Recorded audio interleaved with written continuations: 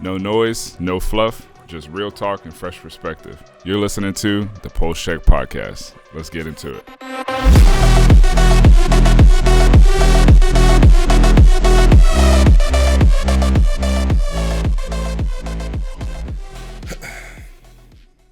gotta tag the right Kylan. Tag? Yeah. Kylan Bigby percussion. Page that he don't even use. Don't do that. Am I in it? What are you tagging me with? Don't worry about it, bro. What am I getting tagged in? All right. You take a selfie or something? I took a selfie? Nah. Just started a podcast. Hey, first day of the podcast.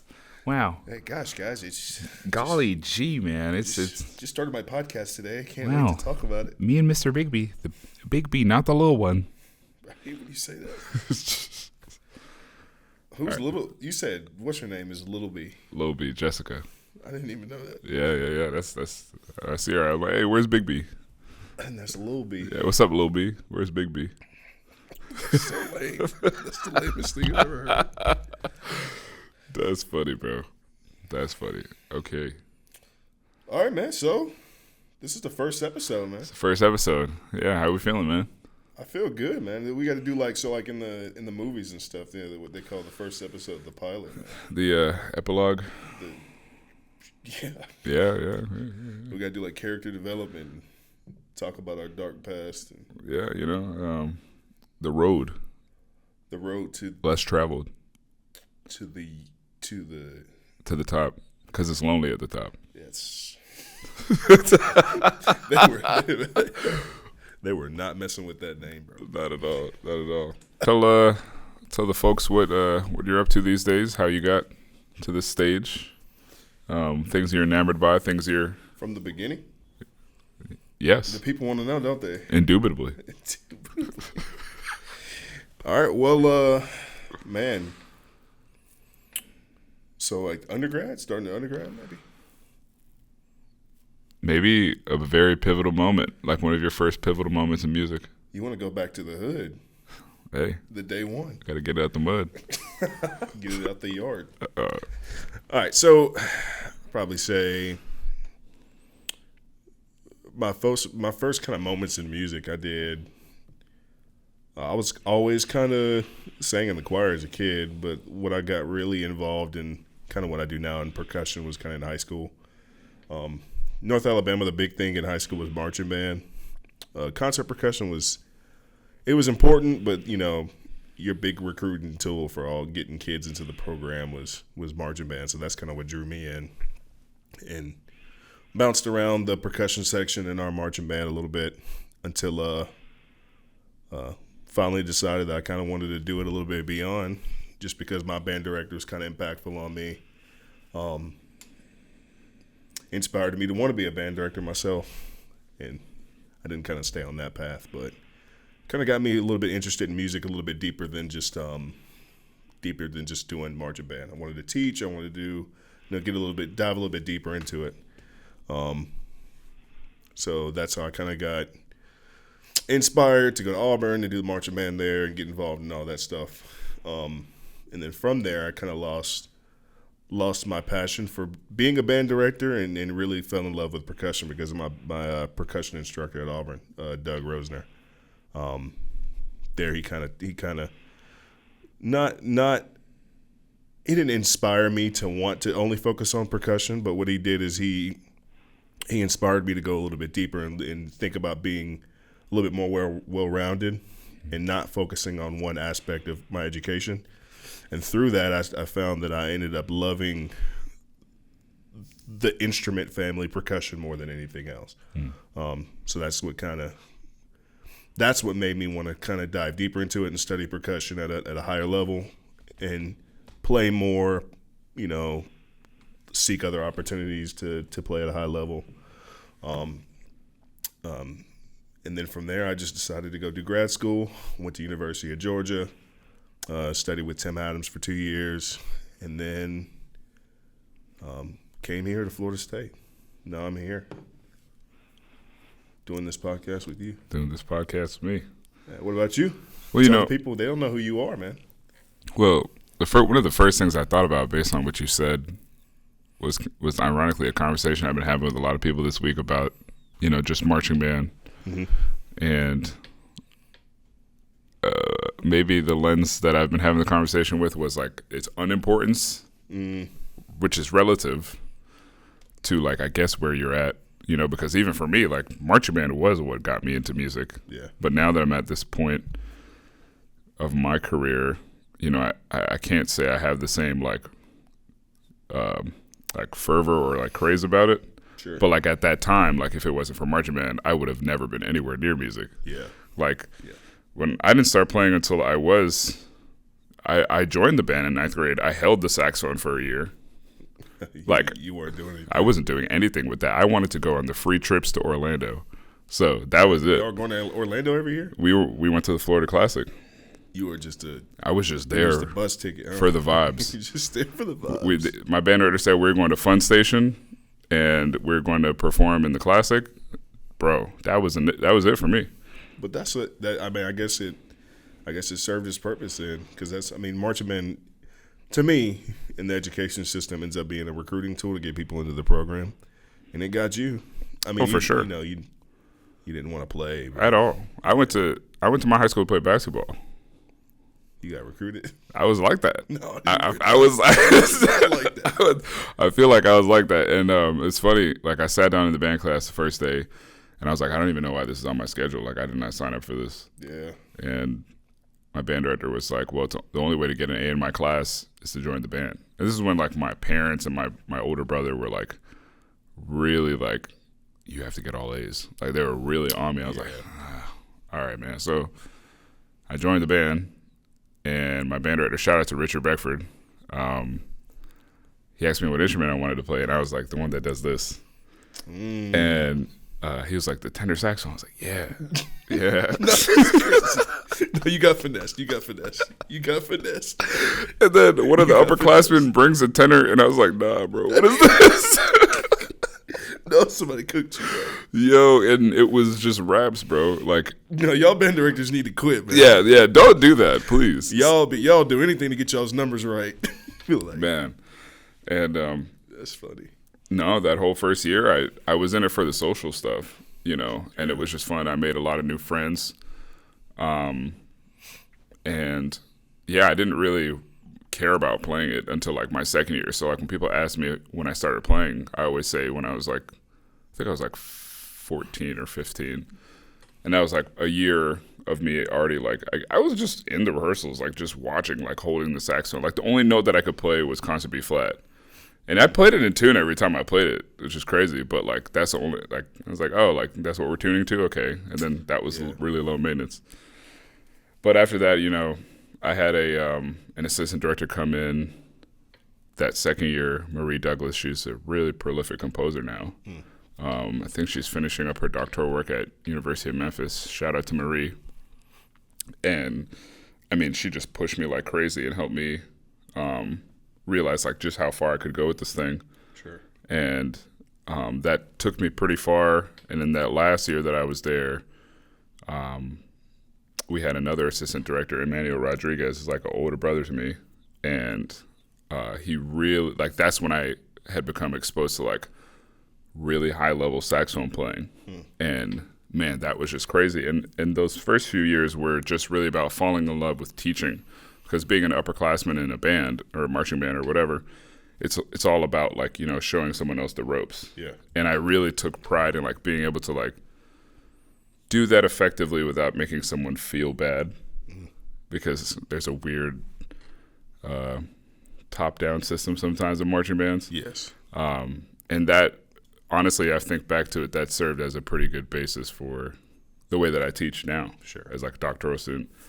But yeah, those are, my earliest days. That took me all the way to FAMU.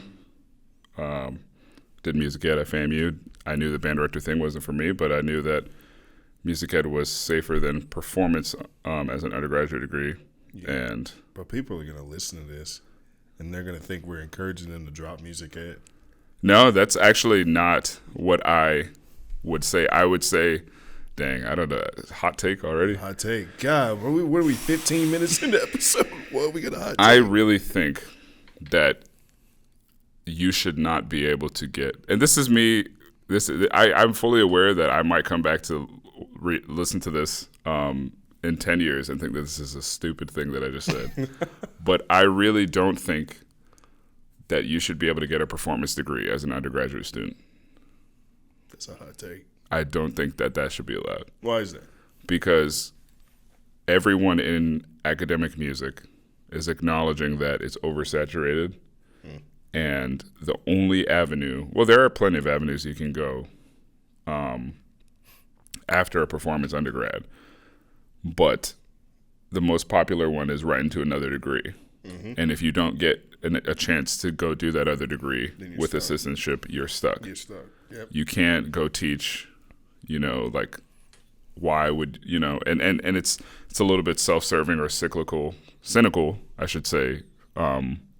And maybe I'm assuming the worst, but we all are aware that performance jobs are very hard to get. Yeah. Why are we pumping so many people out into the field for like a field that has not enough jobs to warrant the amount of people getting the degrees? So that's why I feel like, at the very least, that should not. Well, that's a whole nother conversation. It is. We can start talking about the university systems as a business. Admissions and getting a certain number of students. Yeah. And then you could start talking about colleges and schools of music, trying to have a certain amount of numbers and try to fill, large ensemble spots and having expectations for all the other ensembles and classes that you have within this. So there's a whole conversation. And sure, I think the effort and the resources that go into offering a performance degree at a school could easily go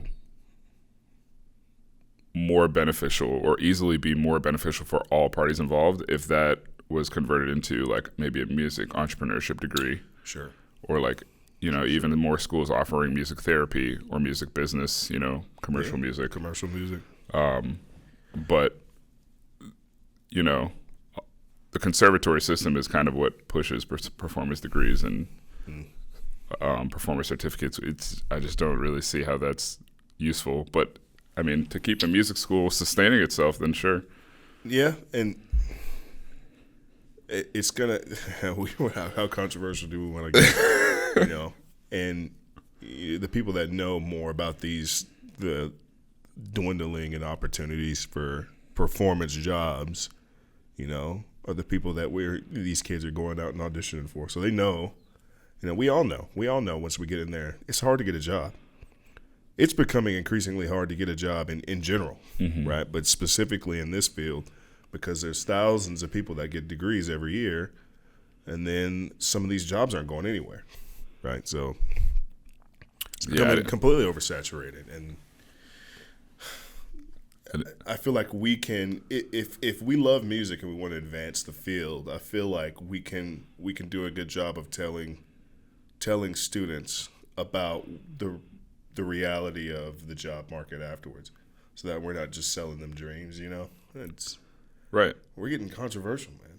No, yeah, I didn't mean to take us down this dark path either, but I feel like we're about to lose viewership already. We get this episode one. People already want to watch them. You guys talk too much about hot topics. Yeah. No, but take it back to the background thing.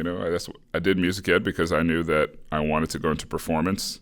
I just didn't necessarily know how to get there. Yeah. With the lack of resources that I had before I started college, even some information I felt like in hindsight, I would have benefited from having when I was an undergrad. Mm. So I knew music ed was the right thing to do because I would need a buffer if I didn't make it. Yeah. And some people will say like a plan B is like you planning for failure.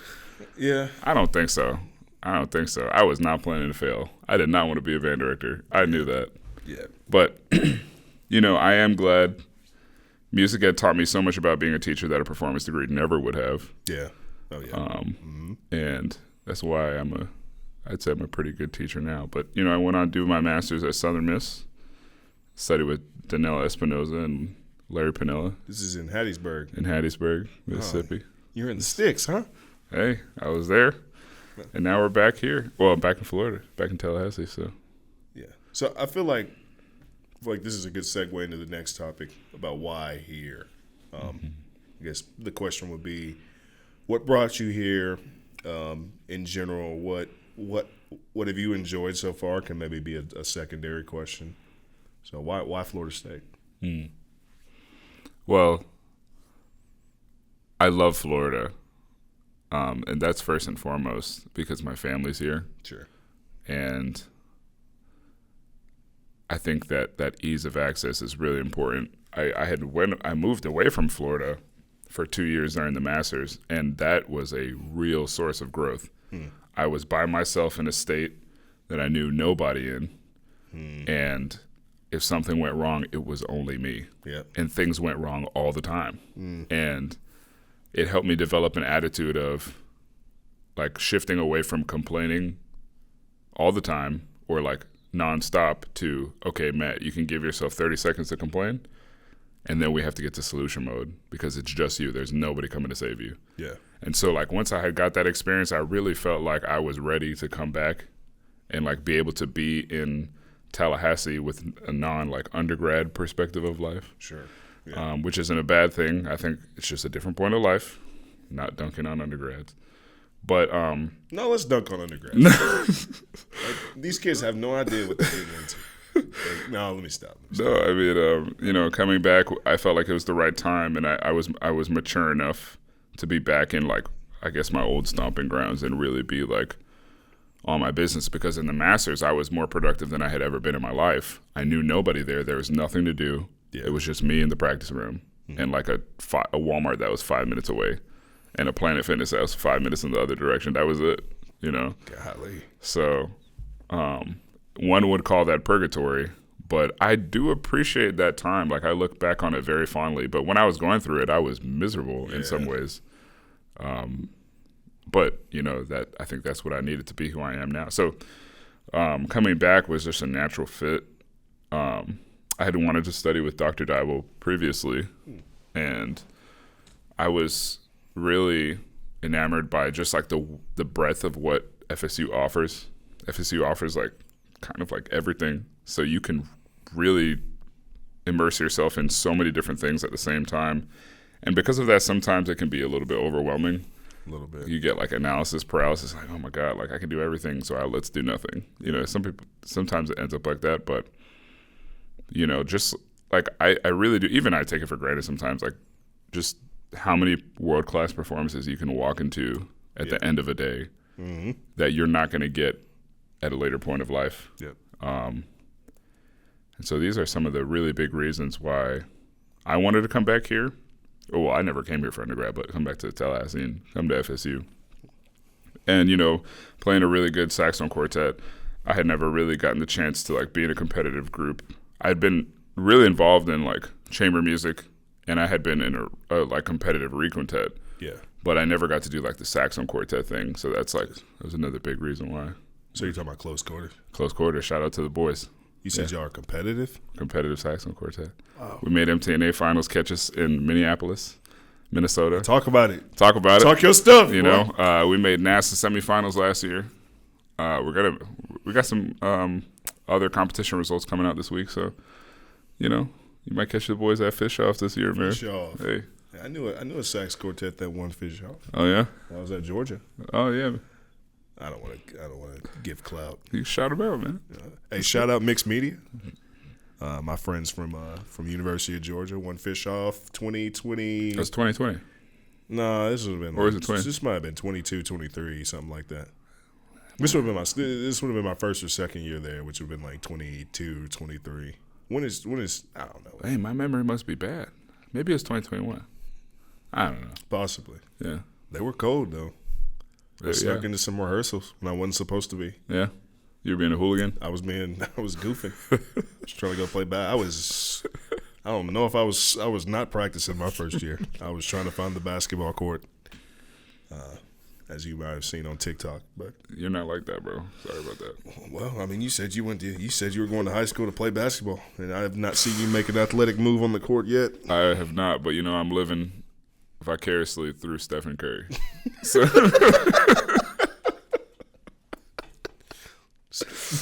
My golden light skin hero. Hey, that's the guy, man. Shout out Wardell. Hey, shout out Jason Tatum. Yeah, that's the GOAT. Anyways, bro, let's not steer too far in the wrong direction. That's the greatest basketball player of all time. Humbly, I'm one of the best players in the country. That's what he said. Humbly. Okay. Did he get a Finals MVP? No, but Steph didn't win his first one. It doesn't matter about the first one. He has one. Okay. And 4 rings. Jason, we're living in the now, though. Jason, watch. Back to back. They are not winning the Finals this year. That's a hot take. Back to back is crazy. Yeah, bro. They are. Banner 18 was special, though. I just don't care. Okay, cool. Next topic. Why FSU for you, bro? Blabbering. I feel like my journey to get here was a little bit more. I feel like it was rocky. I wanted to come here for my master's. Ended up finding an opportunity to go to Georgia to do what I feel like was an effort to kind of fill some holes in to my playing that I felt like that program would have helped me kind of figure out. Was relatively weak on timpani and orchestral playing as far as like the repertoire goes, excerpts, things like that. Really in my undergrad, I really dove into solo repertoire, which kind of that's what made me fall in love with the instrument. So I dove into that, marimba solos, all the interesting, snare drum, etude, method books type things, solos, contemporary solos. All that stuff kind of drew me into percussion, but my timpani playing, I didn't really play a lot of timpani. You had to study it at some point, but I didn't really dive into it, and definitely not from the perspective of functioning within an ensemble and orchestra. Mm-hmm. So I went to Georgia, studied with Tim Adams, incredible musician and timpanist. Played with Pittsburgh.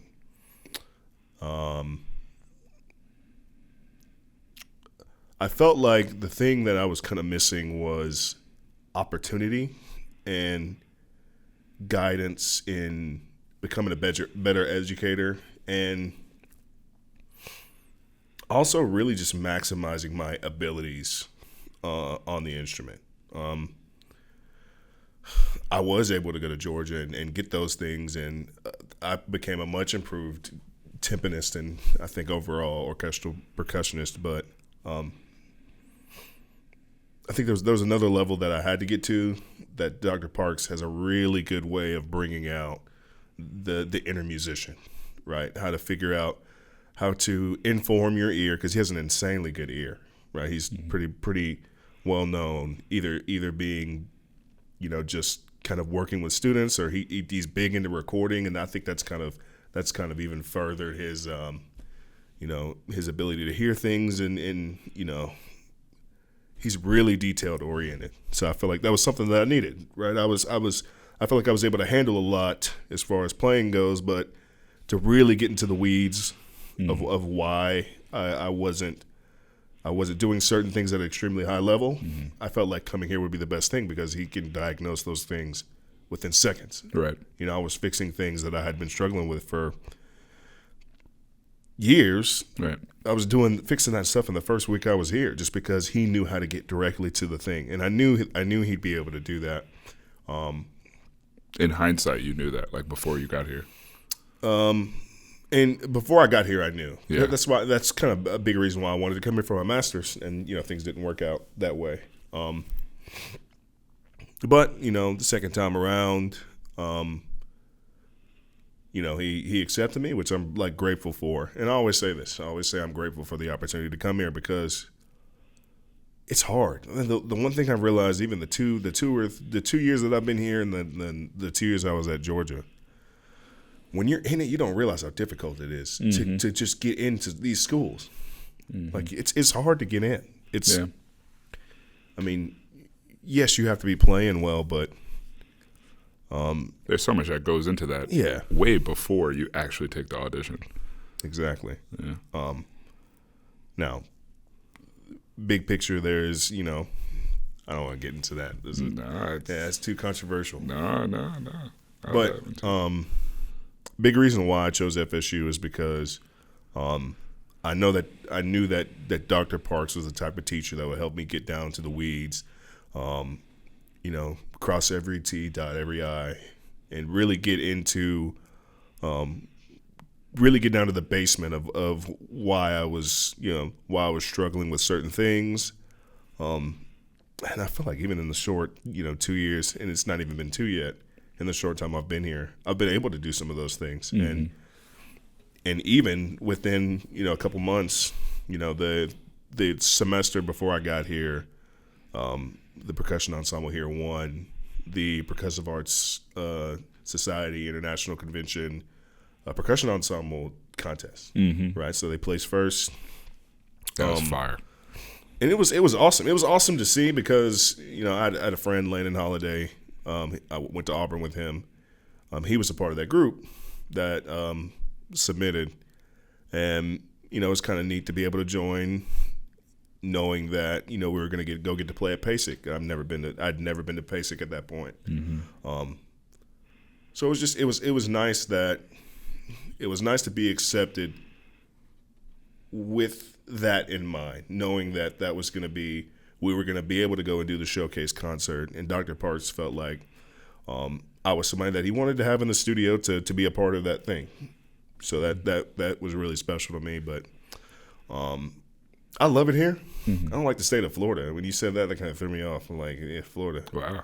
No, I mean, the state of Alabama. Yeah. That is the Yellowhammer State, man. Okay. Shout out to my Alabamians. I'm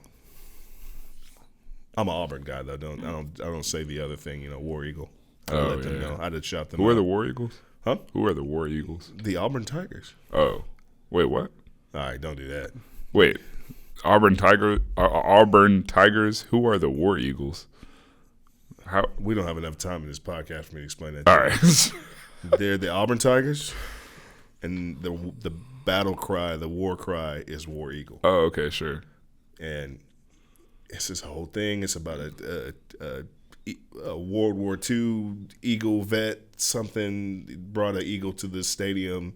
But you went to Auburn. You don't even really know the story. Well, I know the story, but I just don't. Yeah. Oh well. It's gonna go way over your head. Yeah. All I know is that we got a basketball team that that is whooping people weekly. Especially the team across the state, Alabama. I want to celebrate them beating them yesterday. I thought it was like this is my unity. Platform.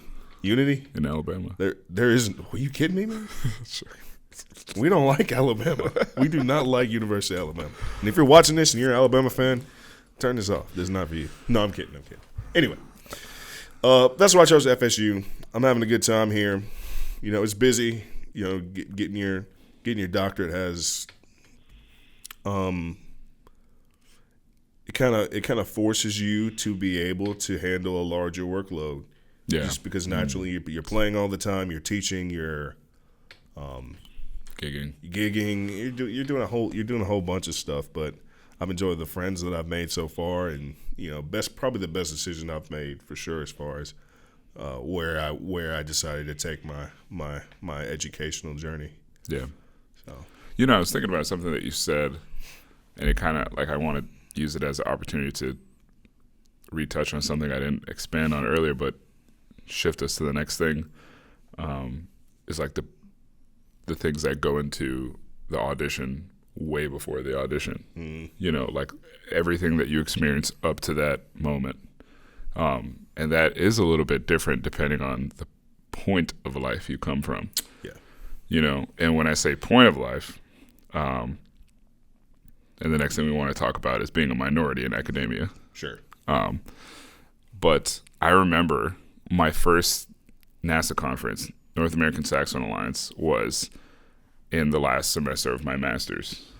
And this is like the academic saxophone conference. Sure. And it's kind of like I feel that most people who are involved at this level of academia would have been going to something like that since they were like in high school. Yeah. Whereas I had a completely different experience than I feel 99% of people who would want to do what I want to do have had. Like I didn't take private lessons when I was in high school. you know, I didn't have like maybe like like even something like a studio class, which is a privilege to have. Yeah. Didn't have that in undergrad. And so when we talk about getting to the audition, like I think a lot of people take that for granted, like just the opportunity to be accepted to take an audition. Like, man, like going into the Masters, like I was so afraid.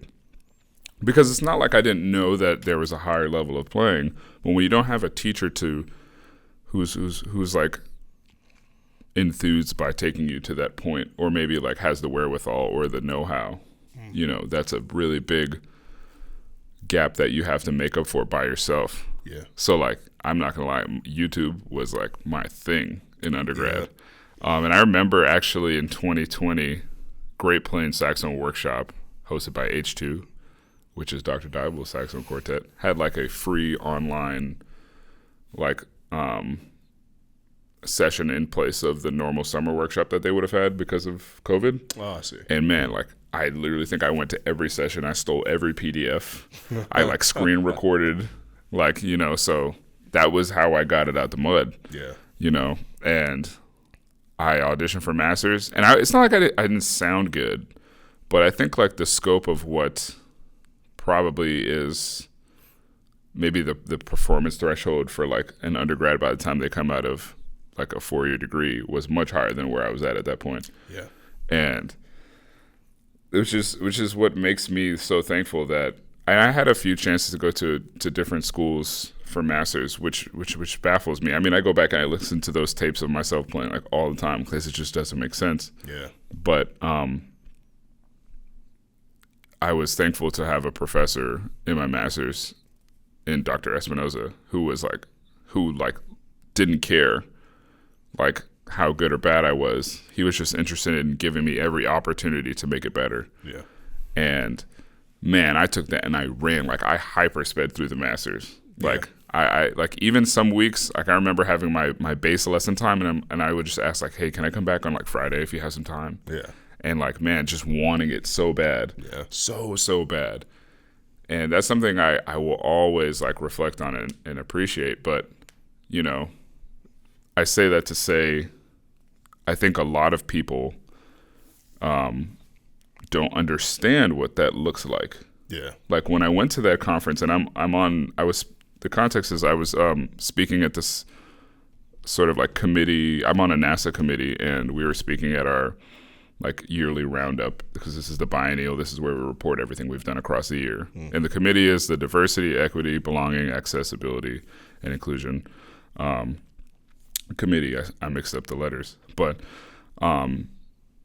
there's no guessing what our purpose is for. But I think someone had asked the question, and it was a lady who had been going to the conference for a long time. She said, well, in your yearly roundup, you guys are discussing providing funding for people who are having trouble getting to the conference. Obviously, people who may be experiencing all sorts of financial issues or whatever, like they may not have access. She said, in all my years of going to this conference, I never knew that there were people that would have trouble getting to this if they wanted to go. Why was I never made aware of this? And man, I answered and I just told her, I wanted to double down on the fact that people do struggle. And I told her I would be lying to you if I said that the only reason that I'm at this conference has nothing to do with it being hosted at my school. I didn't have to pay. I didn't have to do anything. I was working the conference, sure. But that is why it was accessible to me because I couldn't spend all that money. Even though I was in grad school, I understand the importance of going to a conference like that. I just couldn't afford it. Yeah. You know, and so when we ask ourselves the question of why aren't there more people of minority status in music, you know, that level of access it plays a huge factor. And, you know, I mean, we talk about that a lot. Yeah. That's why it's a good point for today. I think multiple things can be true also. Opportunity and resources are something that sometimes we take for granted. People take for granted. The ability to have private lessons. These are things I didn't have access to. We just weren't able to afford it. Which affects your preparation for the audition that you're eventually going to take. Yeah. And not only that is that it's not only just that is I didn't know that it was going to take that to take the audition anyway. So it's just lack of knowledge, lack of understanding of what it is that you're going to have to do. Like I just didn't have that. And whose fault is that? I don't know if it's anybody's fault, so to speak. It's just more of it's environmental, and it's there's going to be students that just don't know. They don't know what they don't know. And we can do a better job of making sure or showing up in some capacity so that they do know. And there's ways to do it, but I think big picture, we just have to realize that this is a thing that happens, rather than appealing to the students, the same type of student that you see every day, the same type of student that you'll see auditioning at your school. I mean, that's what it is, right? We've become comfortable with the norm that when we see something that's not normal, we are less likely to take a chance on it, which is why I struggled for a while. It's because I did things, I thought differently than most students typically did. I come from a different background. Like it just took a while for people, and I'm not talking, when I say people, I don't mean because my professors that took me believed in me for sure. Mm-hmm. But even here, I struggle with it here sometimes. Just sometimes people have an expectation of the work that I'll do, and then when it exceeds that expectation, it almost shocks them because they're not really expecting it to be of any quality, or they want it. They have an idea of how things are going to go, especially academically. If I'm taking a theory course and I do well in it, or I'm blowing through this easy stuff. I'm not saying everybody, and I'm not trying. Right. I'm not trying to say this is a Florida State thing. And sorry to all my theory. I'm not putting my theory professors over that ear under the gun or nothing. But it's just a thing that happens, and that's why I struggle with. I might have talked to you about this before, but I struggle big time with taking a lot of praise after a performance. Yeah.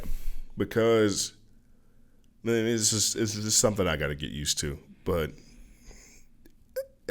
I have a hard time believing that when I do something, that it's not the standard for everybody else.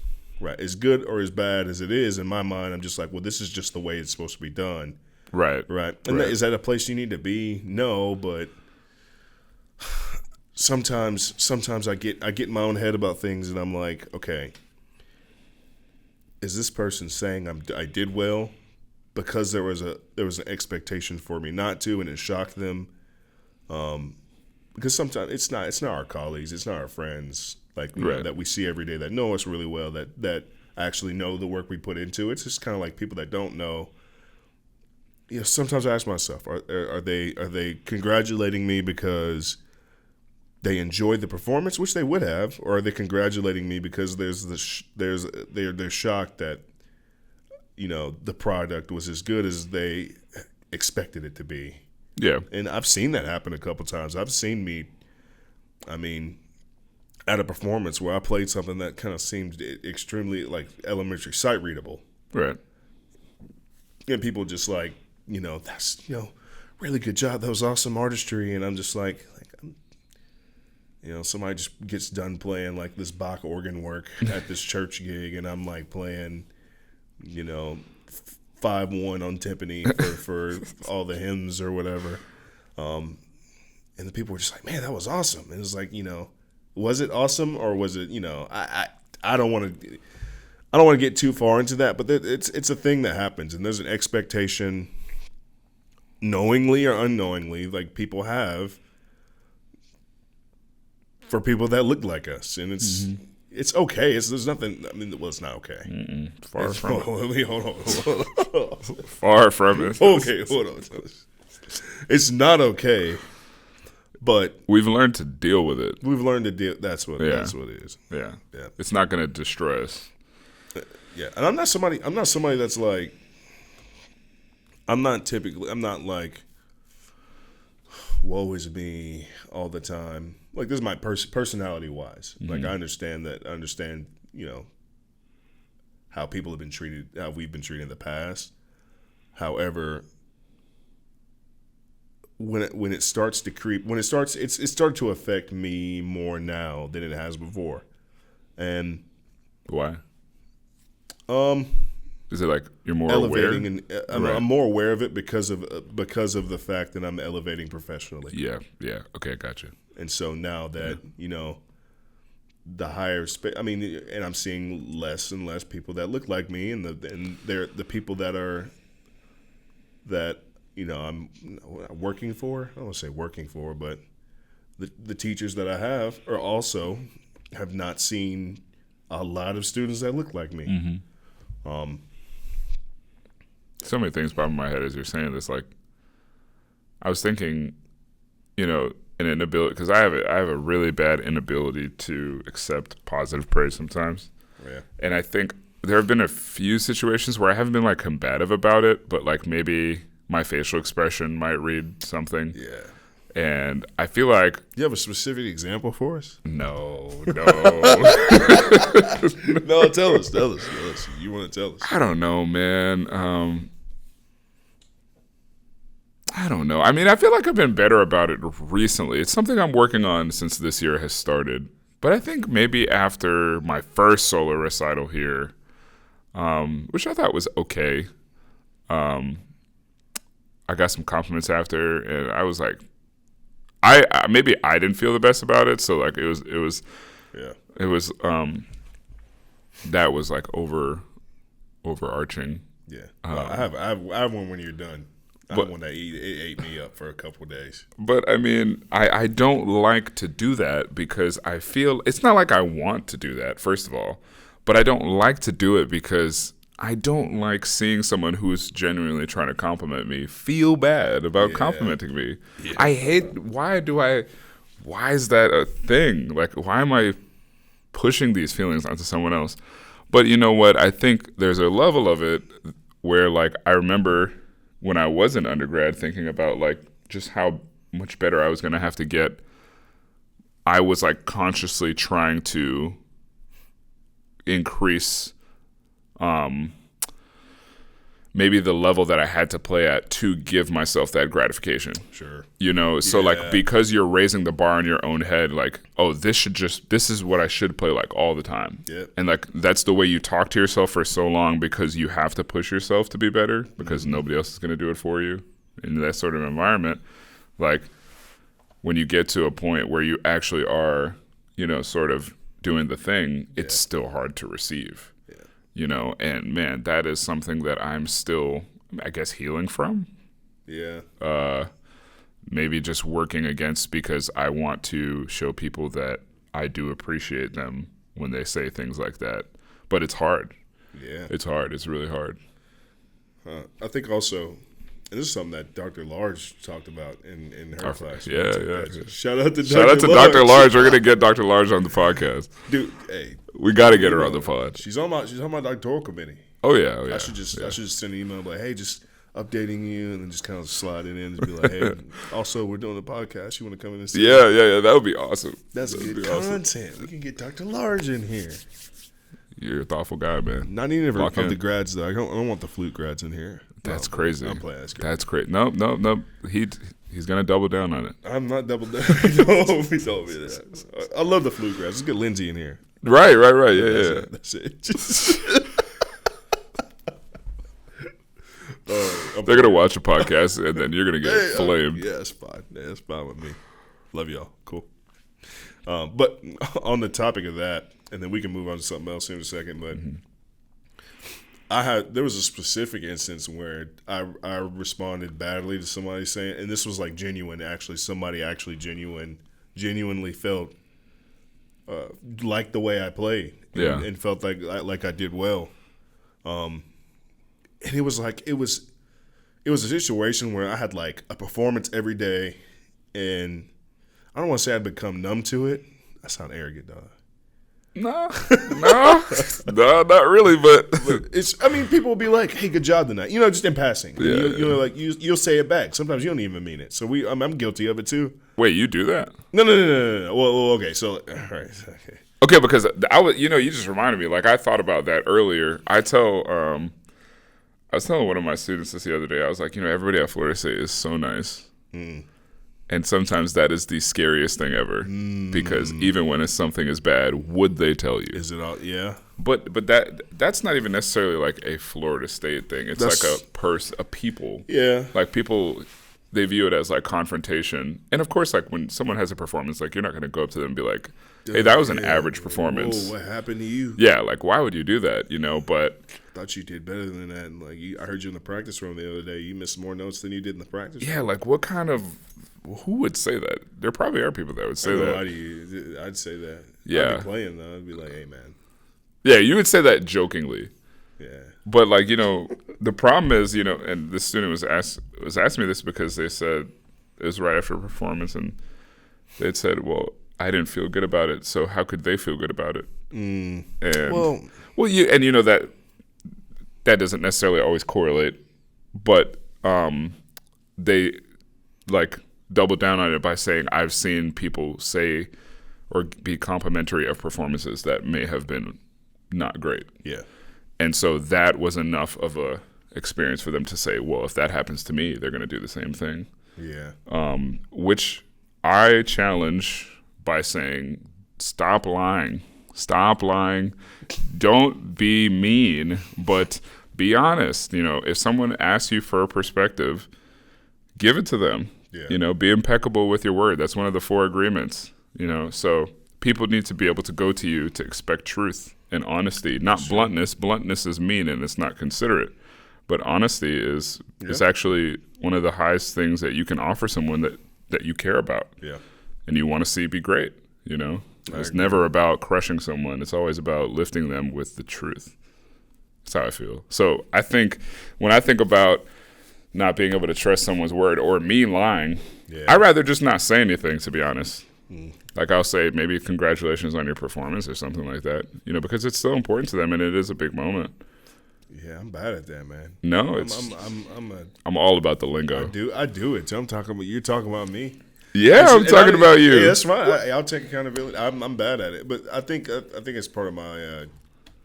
Sometimes it's like a handshake. Sometimes when people say good job, you'll say you too back. Just what I'm saying. Yeah.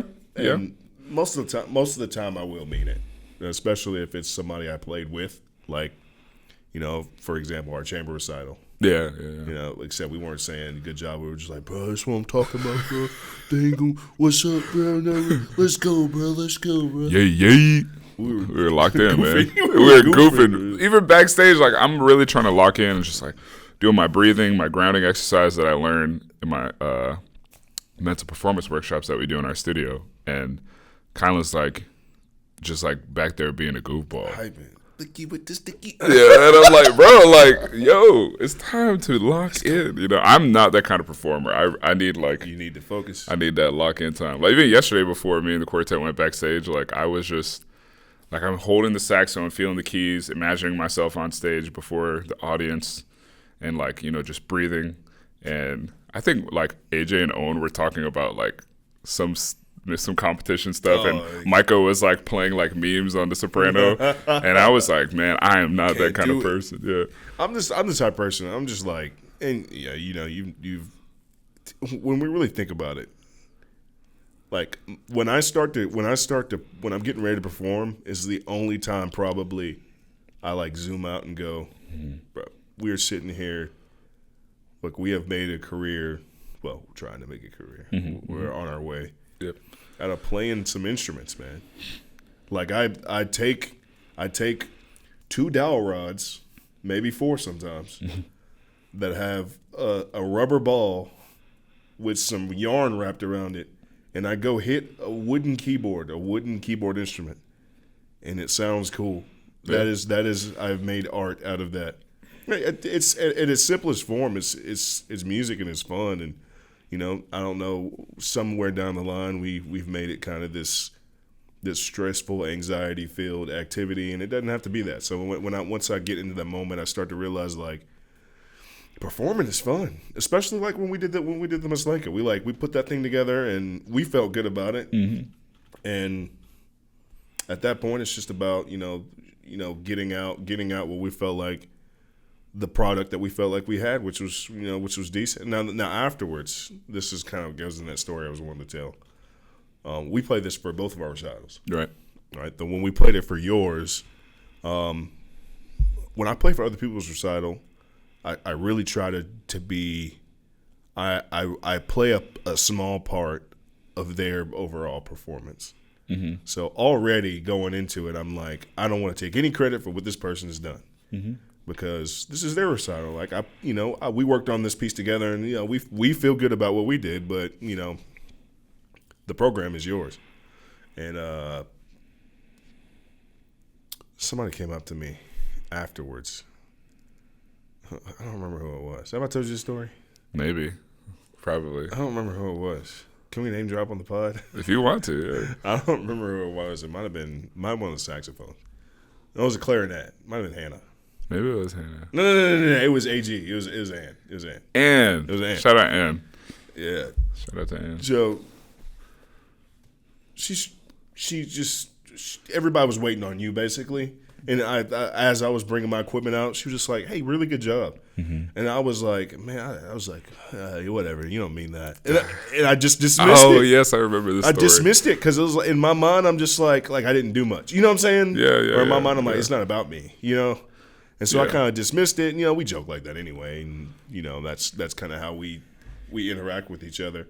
But in that moment, she was being genuine, and in that moment, I was just like kind of dismissing it, trying to be like, all right, yeah, whatever. I wasn't that great. Mm-hmm. And I think truly, she enjoyed the performance overall, and I don't think that's a bad thing to kind of acknowledge that, something that somebody else did was good. But when it gets to the point to where somebody that I don't know that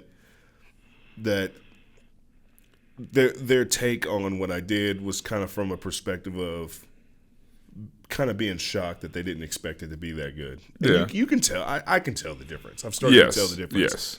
When people kind of overreact to something simple, like it's you always say thank you because I don't want to seem ungrateful, but listen to the things that they say. Listen to the things how they react to it. Take it, say thank you, and then I just walk away. But all I've ever wanted was to be treated like every other professional that's in the field. And sometimes when I feel like I'm not, I start to get this imposter syndrome kind of, and I'm like, okay, well, now I got to celebrate playing 5-1 in these choral hymns that I'm playing, but. Before I respond to what you said, ironically, I think the people that I might have been a little bit dismissive to after my first recital were Ann and Hannah. When they came up to me and they told me, like, they enjoyed my recital.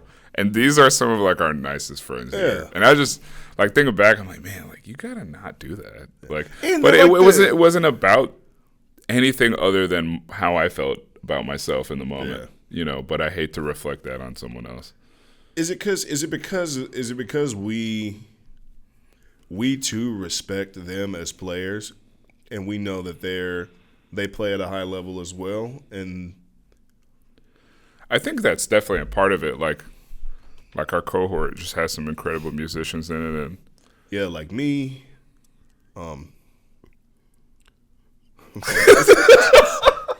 Cut that out. Cut that. That's going in there. Oh, we're cutting that out. That's going in there. That's out. That's going in there. No, but it's like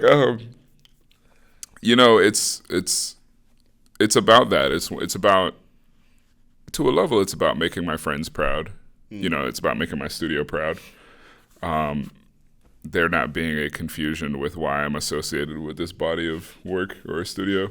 But I think, at least in my head, unfortunately, I don't like this about the way that my brain has worked, But sometimes, even though I don't believe this, I act this way, and it's like you're only as good as your last performance. And I don't like that. I think it is it really reduces you to just one thing. But for some reason, I treat every performance like it's life or death. And maybe some people would say like it's a good thing because you're taking it so seriously, but it can actually be really harmful. So that's it for me. But like when you were saying like you just want to be treated like every other professional or every other regular student here,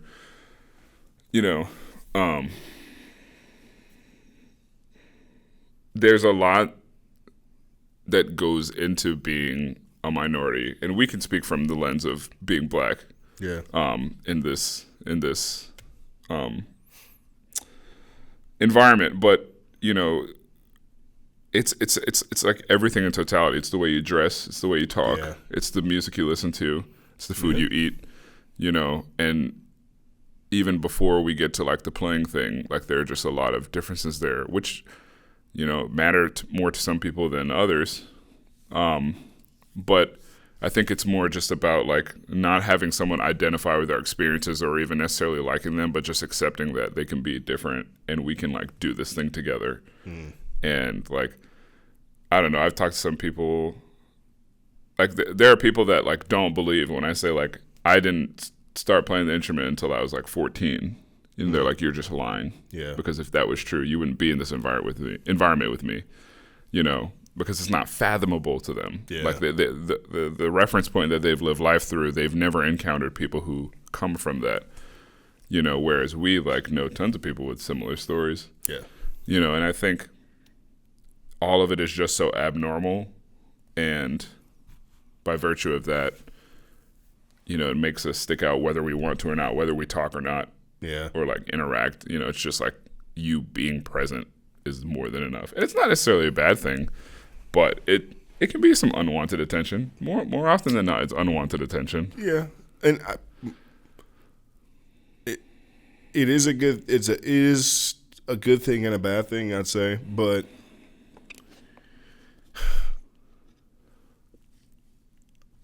I like standing out. Naturally, just because of, physically I stand out. I'm a bigger black guy. I don't know a whole lot of people, especially in the percussion field. I don't know a whole lot of people that look like me. And also the way that I play is somewhat kind of unorthodox. I'm kind of, I express myself a lot. I play with a lot of emotion, just because I've been through a lot, and this is kind of how I get that stuff out. And a lot of people aren't used to that, and it's different. And some people don't like it, and some people, are kind of skeptical about it, and some people are like, okay, why are you doing this, and why, and it's not like I'm trying to do that. It's just everything is just It feels like I'm being authentic when I do these things, and so when I'm being authentic and I stand out that way, I don't mind that. Right. But when I stand out for doing something that, for staying within the status quo, when I stand out in that way and people try to point out differences, it kind of feels like unwanted attention. If that makes sense. Not like I'm not trying to fit in. But when I'm trying to do things that's within kind of the expectation of a general graduate doctoral student, something that I should be expected to do. Right. I just don't accept it from everybody. Some of the things that they point out or celebrate. You know what I'm saying? If that makes any sense. Like I said, I don't want this to come across as being ungrateful. I just want to be honest. I'm being honest about. Sometimes it's not authentic. Sometimes it just comes across as just kind of. I'm shocked that this student is able to do these things, and they don't realize that they're doing it, but it comes across, especially when there's other students that are doing the same things. Yeah. Like, anyway. Yeah, it can get real dicey, real uncomfortable. Anyway, new topic. Well, I think we've talked a lot about, I guess, who we are and the things that we believe in, but I've come to the pattern of thought that I would not go back and change anything. Yeah. But if you could go back and tell your younger self some things or one thing, what would it be? Ooh. It could be about music. It could not be about music. It could be about anything? It could be about anything, yeah. If I could... Do you have one? I might think about I got a few. If it were music related, I would probably tell my younger self to maybe do more. Not practice more necessarily, but I remember like I teach adjunct, and I only am able to do that because when I was in high school, my band director had pushed the saxophone players in jazz band to learn how to double. And I actually never played saxophone in wind ensemble in high school. I only played clarinet. And we were doing crazy stuff. Like we did Lincolnshire, we did Die Fledermaus, we did La Belle Helen Overture, and I did all of that on clarinet. And I feel like I have some decent clarinet chops. Like, nice. I'm not holding a candle to Anne or Hannah. Hey, get them on the pod and tell them about this, man. No, but I mean, like, I can play clarinet. Like, I can play clarinet pretty well. You can step in right now and function. Maybe, enough. You audition for large ensembles here on clarinet. Where are you placing? Where are you placing? I don't know. I think my bass musicianship can compensate for a lot of that. Placing top group, USO? I guess. I don't know. You could probably. You could play better than Hannah. No, I cannot. No, I cannot. I just had rehearsal with Hannah, so I'm just. But being able to do that, and then like also learn a little bit about flute. Like I'm teaching saxophone and flute now. Yeah. Hopefully clarinet soon. Because I do enjoy playing clarinet, but if I would have just done more with that, I didn't realize how much time I had to just like make myself like unique and do stuff. Like I was like so consumed by like League of Legends and like anime, and I'll do that again. Like that was great. Those great times. Anime. So I would do that. Anything else? I think I would tell myself to be a little bit more outgoing. Like it wasn't until I got to like this point in my life where I feel like I'm walking out of being an introvert, and it's pretty conscious because I've just determined that it's not a useful skill anymore. But I still need my time. Like at least like I don't get this semester because I'm just so busy. But like I would like to have like one day where I'm just like totally like turtle shell. Like I'm not speaking. I'm not talking to anybody. Just for me. I used to have that. Like during the Masters, I did all my practice Monday through Saturday. And Sunday I would do nothing, just sit in the apartment. Yeah. And it was great. But back then I wasn't very outgoing. I was very shy. Very, there was a lot of thoughts going on in my head, but I would just like, sort of think about that stuff instead of like saying that stuff to other people. Yeah. But I was also the youngest sibling, so I never had any speaking rights. So hey, shut up, man. It's like, hey, you're not old enough. Like, just chill out. So those are two things that stick out to me. Yeah. Your answer is going to dunk on mine. I gave you time to prep. It's not going to dunk on it. It's I think there's I have two also. Mm-hmm. One is I wish I could go back and tell myself that to value the relationships that you build along the way. Mm-hmm. Because my mindset has always kind of been on the next thing. What's the next thing? How can I get myself prepared for the next step that I want to get to? And specifically talking about advancing in education. So like, I went to Auburn for 4.5 years. I did things that were social by nature, like marching band and things like that. Anything beyond that, I kind of kept to myself because I had this mindset like, eventually I was like, okay, I just want to get to grad school. I got to, And so what happened is I started to I didn't value some of the relationships that I made with friends along the way as much as I should have. And as a result of that, some friendships have kind of died off a little bit. And I had a friend that told me this one time. Right before COVID hit. It was my roommate. Shout out to Grant Gordon. What a great guy. But no, he sat me down. He was just like, man, you gotta he told me I practiced too much, what I disagreed with. But the reason he was telling me I practiced too much is because I was practicing and disassociating from everybody else. Right. I was isolating myself to the point to where when I wasn't practicing, I wasn't talking to anybody. And Right. the only way I would talk to people is if I talked to them because I was there practicing. Right. Right. And so that's one thing I wish I would have went back and done. Right. Been more social, and social not in like a goofing off type of way. Right. But social in like I definitely had a group of friends that I really enjoyed hanging out with and being around. And I in my mind, I was just like, well, we're all busy, we're all grinding, and I just I neglected them at a certain time in my time in Auburn, and luckily I've been able to keep in touch with a lot of people. But one thing, everybody's kind of moved off. So, Yeah. those You don't get that back. you don't get that back. Right. And same thing at Georgia. I mean, that's a little bit more recent than Auburn. So some of the better friends I made there, I kind of still keep in contact with. But definitely that's one thing, because we're human beings and we're trying to get better at what we do. But we need to make connections and make relationships and be friends. And I think that's something that I'm doing a better job of here. Yeah. Sometimes I do go ghost when I get in my routine, and I don't.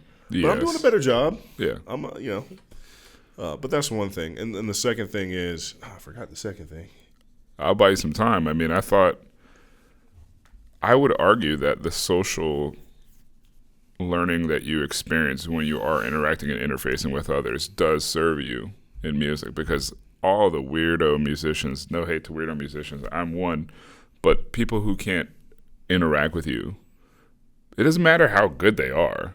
If they just make you feel like there's nothing there, like you don't really want to be around that person or talk. It doesn't really matter how beast they are. Like I like performing with my friends that I enjoy being with as well. Yeah. It was like when we were putting it together at Maslenka, like that was fun. That was fun. When I was putting together 6:30 a.m. every we found a way to times a make week. 6:30 a.m. rehearsals fun. Nobody's in the garage, just our two cars. That's real spill. Facts. And like putting together the Brandon with Kylan, that was fun. Like and being able to interact with people is such a, especially if you want to go teach. Yeah. And that's like really the career. Yeah.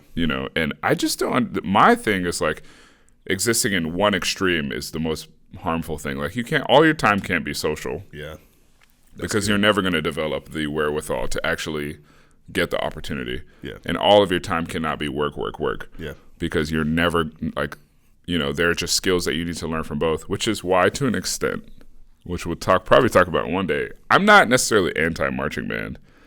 I'm just not pro-marching band major. I see what you mean. You know what I mean? I see what you mean. So I don't want to bring up another can of worms, but that, so I think like there are skills that I learned from being in the 100 about like diplomacy, leadership, social interaction. Discipline. Yeah, Discipline. all that, yeah. And I would have never gotten that from being in a saxophone quartet in undergrad. Yeah. Because you don't learn how to lead a body of 52 and know what it takes from you as a leader and as a diplomat to interact with those people from being with 3 people, Yeah. But it's just different, Yeah. So That's good. yeah, I think I figured out what my last thing is. Do not. I wish I could go back, and I started doing this in my master's, kind of the end of my undergrad and my master's. I started trying to reinvent myself as a player by trying to distance myself from from my past musical experiences and I didn't want to use that. I didn't want to use those experiences to help me grow in my playing. Meaning that, my background, like I said, I sang in the choir when I was like 5, right? I played guitar in church a bunch growing up from like the age of like 13 to like 17, 18 when I went off to college. That's kind of my roots in music, and that is what got me into wanting to do music in general. And so once I had gotten to the point to where I was getting better at percussion, I kind of lost my love for music because I tried to I don't want to say I tried to disregard that aspect of my musical journey. I just tried to become somebody else and play like somebody else, right? Because we're all, all we are is we're a culmination of all the experiences that we've had. That's who we are as players, I think, right? All the music that we grew up listening to, all the inspirations that we've had, even within our own instrument, field, all those favorite performances we've seen, our favorite players, we kind of take a little bit of the things that we like from everybody that we, Right. And same thing with the music that you play and you listen to. Like if you listen to R&B, maybe if you're playing music, you have a little bit of that influence in what you play. If you like country, if you like pop, that your experiences that you've had play a key role in who you are. Absolutely. And I try to run away from that as a player when I was probably around 21, 22. What did you think that was going to do? I'd lose my love for it because I was training myself to play as somebody else and not myself. And I think I had a conversation with somebody about this the other day. No. But I mean, what did you think detaching from those experiences was going to do to your playing positively? Oh, in the moment. So like, right. I felt like I felt like I would be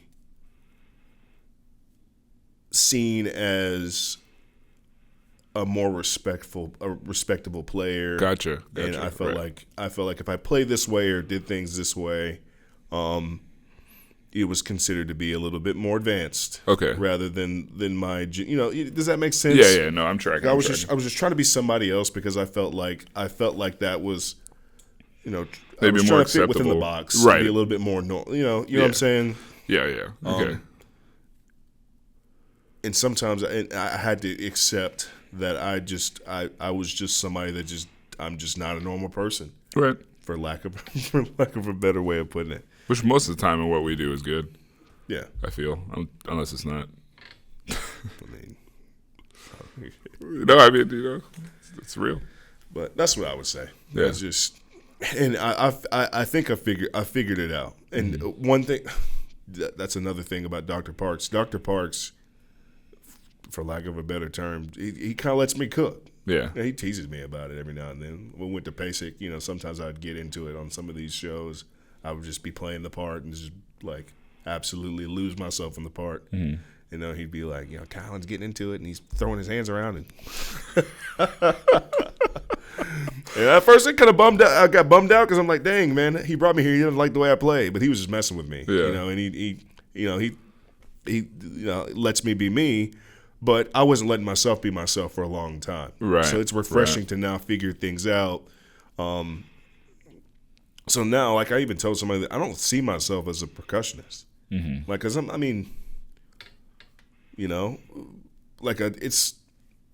it's such a simple way of making music. Right. I think anybody can do it, but I see myself as just being a musician that I allow myself, my experiences, who I am as a person, to come out whatever I'm doing, whatever instrument I'm playing. My goal is to take whatever piece of music, right, give respect to the composer's interpretation, and somehow tell the story through my lens, right, through my view. And that's beautiful. I mean, I feel like if anybody does that, then we have a fresh perspective on everything in music rather than just having a bunch of copies of something that's already been done. Oh, so classical music. Yeah. Yes. Yes. No more hot takes, man. That's that's like 4 hot takes, man. I know, man. We probably gained about 100 viewers and lost about 100 in the same video. Well, that's fine. Maybe they weren't the right ones. I can live with that. Yes. I have solace in that. No, but I mean, that is a classical music thing. We could chop it up about that one day. We got more episodes. To come. We got to talk to them a little bit about sort of how this podcast came about. Sure. So Kylan and I met in Dr. Large's woodwind, or is it wind and percussion pedagogy? Wind and percussion pedagogy, because it's not pedagogy. It's pedagogy. It's pedagogy, because we say pedagogical, not pedagogical. So right. It's not pedagogy. Right. Please, let's start using the correct pronunciation. You illiterate educators out there. But we, in that class, and we just became more and more good friends, and we just decided we had actually. This came about probably last semester because we both did our chamber recitals. Yeah. And we were just in the yard as we are right now. In the yard. We're in the yard just working through that Maslenka songbook. Great piece. And, sometimes we just talk and we're just exchanging ideas on things like, man, we got to start a podcast. Yeah. I mean, it's refreshing to be around like-minded people. And I'd say we both work pretty hard. But at the same time, I don't take myself too seriously. Maybe you do. Maybe you're a little bit more serious than me. Maybe you're just a better person than me once I think about it. Someone get this dude, man, please. No, but